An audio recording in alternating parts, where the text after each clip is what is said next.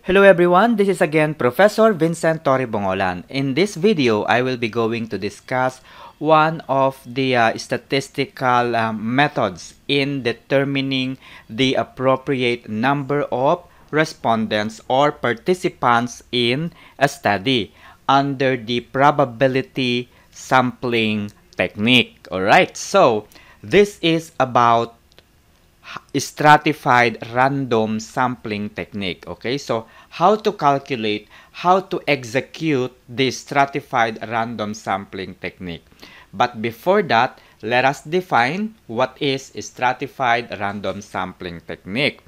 This is a method of sampling that involves the division of a population into smaller subgroups known as strata. Okay? So, sa isang population daw, ay i-divide daw natin ang population na to into smaller groups or strata. Halimbawa, ang ating survey ay academic performance of the grade 11 STEM students in relation with their study habits. Okay? So, the population that is required or involved in the study are grade 11 STEM students. And we know that grades are subdivided into different sections. Okay, so ang grade 11 STEM students daw ay naka-enrolled sa iba't ibang section. Okay? Merong section 1, section 2, section 3, section 4, section 5. Okay? Ito yung tinatawag nating strata. Okay? Stratified random sampling is done by understanding the entire population into homogeneous groups called strata. Okay.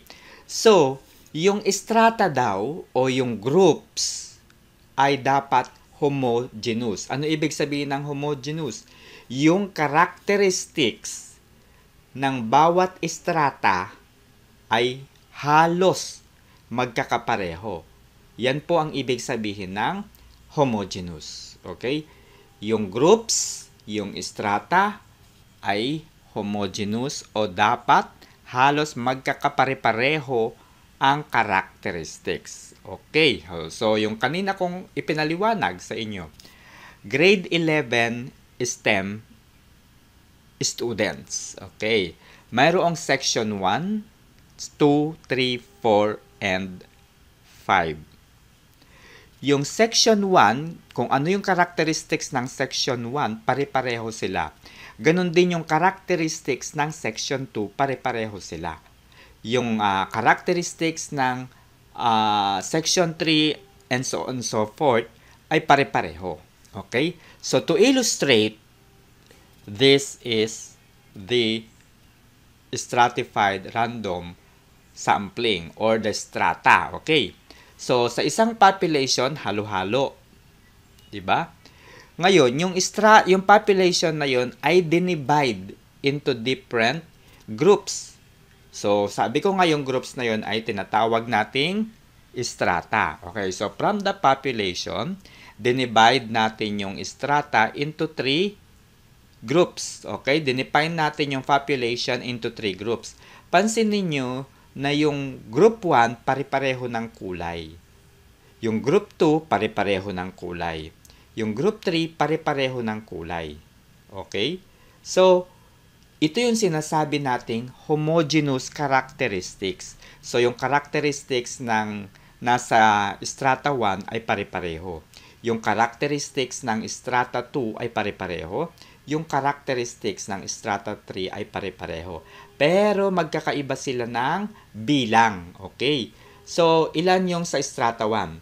1, 2, 3, 4, 5, 6, 7, 8, 9, 10, 11, 12, 13, 14, 15, 16, Sana. 17, 18, 19, 20, 21, 22, 23, 24, 25. Okay? So, 25 yung laman ng strata 1. Out of 25, ilan dito yung kukunin nating sample o participants? Okay? From 25, ilan? 1, 2, 3, 4, 5, 6, 7. Okay? Pansin niyo guys, yung magiging sample participants no, sa strata 1, hiwa-hiwalay. Ibig sabihin, hindi ibig sabihin na nakakuha na tayo ng sample ay hindi na tayo magra-random. Okay? So, sinasabi lamang dito na out of 25, magra-random tayo ng 7 respondents. The same din dito sa strata number 2. Merong 2, 4, 6, 8, 10, 12, 14, 15. And then out of 15, magra-random tayo ng 3. Okay? So, ganito yung application ng stratified random sampling. Okay, so halimbawa, grade 11 STEM students. A group of students is conducting a study about the academic performance of grade 11 STEM students in relation to their study habits and learning styles. There are total of 185 grade 11 STEM students grouped per section. Okay? Sa section 1, mayroong 37 na students. Sa section 2, may 42. Sa section 3, may 29. Sa section 4, mayroong 46. At sa section 5, mayroong 31 na students. Ngayon, ilan sa section 1 yung magiging sample? Ilan sa section 2 yung magiging sample?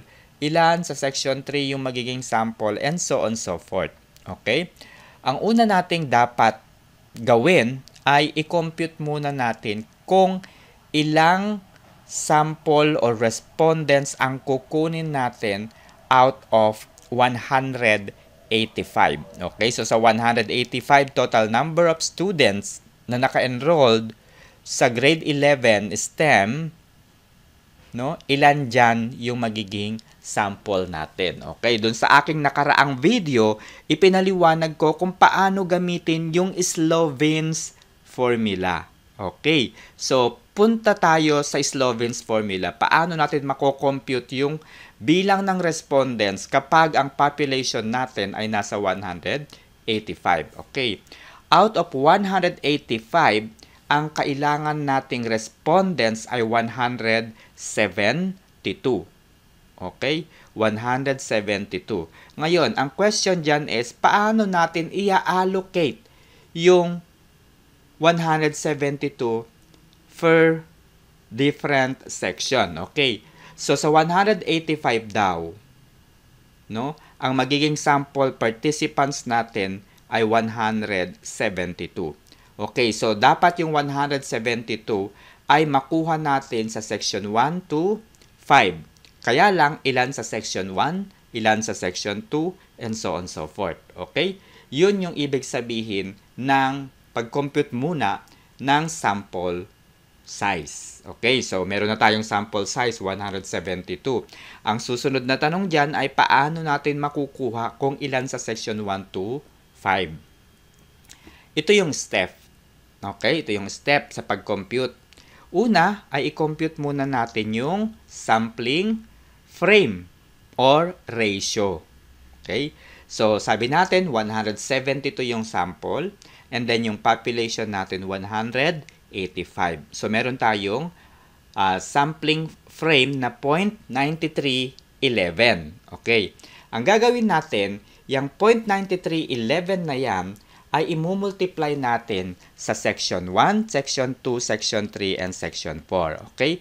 0.93 times 37, 0.93 times 42, 0.93 times 29, and so on, so forth. Ito yung purpose ng sampling frame. At kapag na-compute na natin yung sampling frame, yan yung lalabas na respondents natin. From 37 sa section 1 ay 34 yung kukunin natin. Sa 42, 39. Sa 29, 27. Sa 46, 43. And then sa 31, 29. Total of 172 students. Okay. Ngayon, paano natin kukunin yung 34? Ilalagay natin sa malinis na papel yung listahan ng mga estudyante sa section 1. Okay, yung 37. Out of 37, pipili tayo randomly ng 34. Ganon din yung gagawin natin sa section 2, 3, 4, and 5. Ilalagay natin yung section 2 sa bowl, yung pangalan nila, no? Sa fish bowl, and kukuha tayo ng 39. And so on and so forth. Hanggang sa makumpleto natin yung 172 number of sample participants. Okay? Sana ay malinaw kong naipaliwanag ang pag-compute ng stratified random sampling technique. Sa susunod na video naman ay ipapaliwanag ko sa inyo kung paano i-compute ang sample kung ang gagamitin natin ay cluster random sampling. Okay, thank you and have a great day.